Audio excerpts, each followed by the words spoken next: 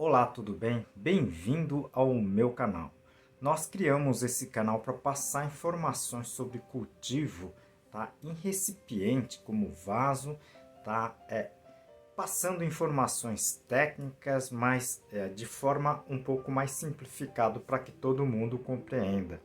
E criamos esse canal para ajudar as entidades filantrópicas que muito precisam da nossa ajuda. Hoje eu dedico o vídeo para o lar Nossa Senhora de Fátima. Ajude você também.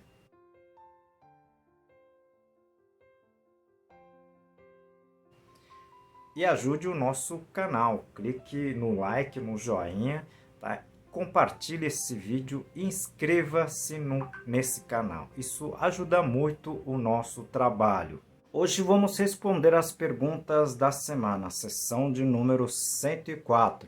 5 perguntinhas semanais bem básicas, né? Mas bem técnicas também, respondido, tá? Tecnicamente, mas de forma bem simples para que todos compreendam, tá certo? Fique até o final do vídeo, são 5 perguntinhas bem bacanas, tá certo? São 5 perguntinhas bacanas, né? Respondidas de uma forma que você vai entender, ok?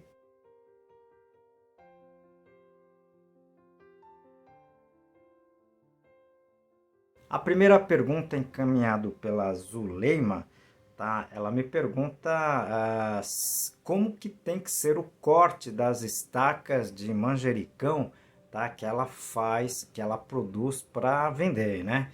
Ela aprendeu aqui nesse canal, tá? Obrigado, Zuleima. Você depende de como você vai produzir a sua estaca. Se você utiliza o pó enraizador, como você tem utilizado, é interessante você cortar na horizontal, ok? Então, tem a estaca, você corte ela na horizontal. Por quê? Nesse sentido, o pó enraizador, tá? Ela não vai ser perdida na hora que você estiver fazendo a estaquia, ok? Se você não utiliza o pó enraizador ou você utiliza, tá, o líquido enraizador, aí você pode fazer em bisel, tá certo? Ok? Mas como você utiliza o pó enraizador, utilize, faça o corte, tá? Na horizontal você vai ter mais resultado, ok? A segunda pergunta encaminhada pelo Paulo, ele me pergunta qual seria o melhor substituto do esfagno, tá? Na produção de mudas. Olha, Paulo, você pode utilizar assim substratos que retêm um pouco mais de umidade. Eu vou citar dois aqui, tá certo? A gente utiliza constantemente quando a gente tem esses materiais, né? Uma que não falta para a gente é, é o pó da fibra de coco, ok? O único cuidado que você tem que ter com relação a esse material é você processar bem esse material, né? Tá? Na verdade, o pó normalmente ela vem com uma grande quantidade de sais que causa salinidade. Então você vai ter que trabalhar com relação à salinidade, tá? Para não ter o seu problema, tá? Eu tenho um vídeo, né? Eu tenho vários vídeos que eu falo sobre isso. Eu vou deixar aqui no izinho. Se você puder assistir depois, seria bem interessante, ok? E a outra, né? Outro material que também tá, acumula, né? Retém muita água é a vermiculita. No caso da vermiculita, ela é praticamente um mineral, né? Mineral expandido, tá? Mas ela funciona muito bem. Existem vários tipos de vermiculita, tá?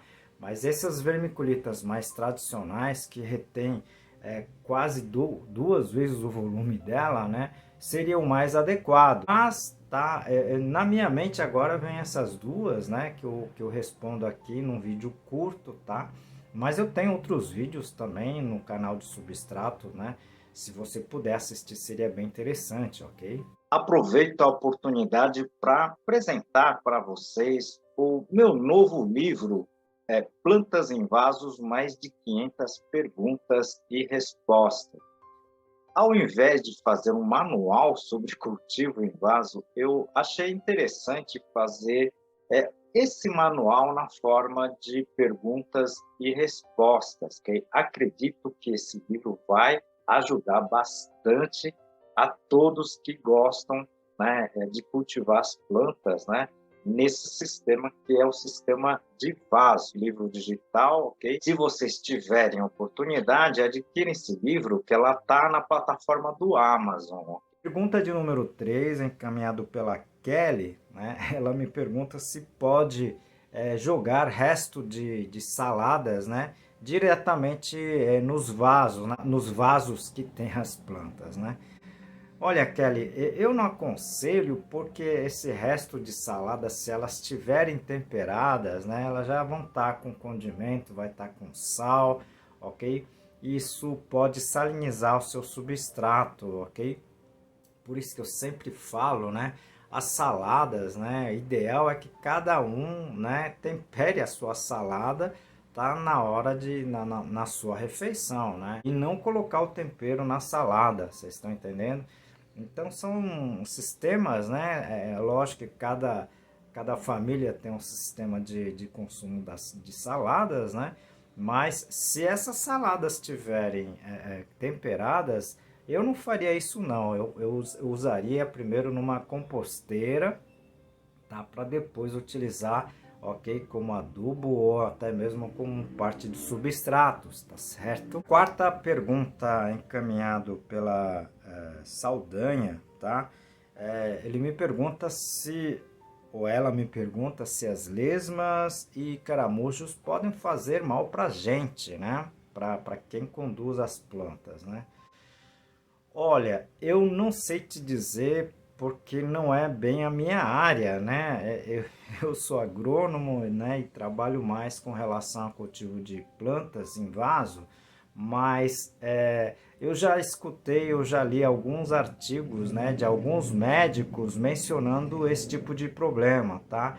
Que alguns tipos de lesmas, né, de caracol pode conter, e elas podem conter alguns protozoários que possam ser transmitidos via da pele, ok? Por isso não é bom ficar mexendo muito com essas lesmas, caramujos, né, manualmente, tá certo? Então eu acho que a gente tem que se cuidar um pouquinho com relação a isso também, tá? Eu falo muito sobre as lesmas e caramujos em termos de ataques de plantas, né? Eu vou deixar aqui no izinho, se você puder assistir, seria bem interessante, ok? A quinta pergunta encaminhada pelo Edson, né?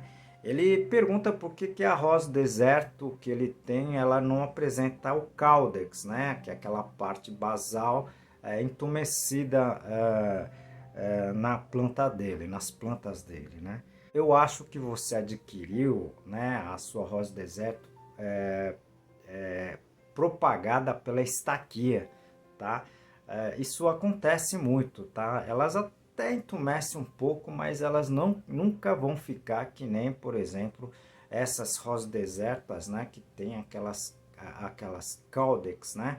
Bem entumecidos, tá certo? Se ela não foi produzida pelas sementes, né? Elas normalmente não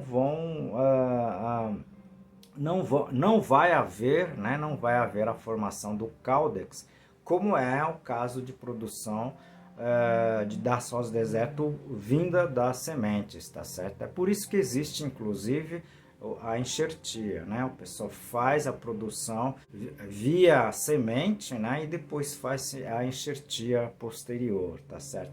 Eu irei falar sobre isso posteriormente, mas eu já falo alguma coisa sobre isso, né? Aqui no nosso canal. Eu vou deixar alguns vídeos aqui, se você puder assistir, seria bem interessante, ok? Bom, vocês viram 5 perguntinhas encaminhadas por vocês, tá certo?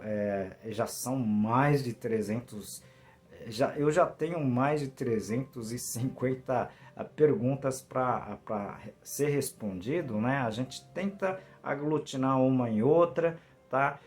Mas nunca dá certo de eu responder na mesma semana. Aliás, eu já estou defasado, acho que uns 2 meses, tá certo? Então peço desculpa, mas peço paciência para vocês, ok? Se vocês gostaram do canal, clique no joinha, inscreva-se no canal, compartilhe o vídeo e clique também no sininho. Isso ajuda muito o nosso trabalho aqui, dá continuidade de passar essas informações para vocês. Eu conto com vocês. Aproveito essa oportunidade para apresentar a vocês esse livro sobre cultivo de plantas suculentas, escrito por minha pessoa e mais 2 colegas. Esse livro está em 10 capítulos, tecnicamente descrito, mas numa linguagem fácil. Eu vou apresentar para vocês essa página que se trata da parte de propagação, tá, das plantas suculentas. Eu acredito que vai ajudar muito vocês, tá? E agora a novidade, ela está também na forma de e-book, livro digital, que está na plataforma Amazon, ok? Hoje eu dedico o vídeo para o Lar Nossa Senhora de Fátima. Esse projeto, as irmãs acolhem principalmente as pessoas com câncer em seu tratamento, tá, aqui em Fortaleza, né? Pessoas que não têm condições de se manter aqui na capital. Esse projeto acolhe essas pessoas, dão refeição, dão a estada necessária e tudo o que eles precisam. Ajude você também com qualquer coisa, não precisa ser dinheiro, ok? Pode ser alimentos não perecíveis, roupas, ok? E também, tá, material de higiene, tá certo? Eu conto com vocês.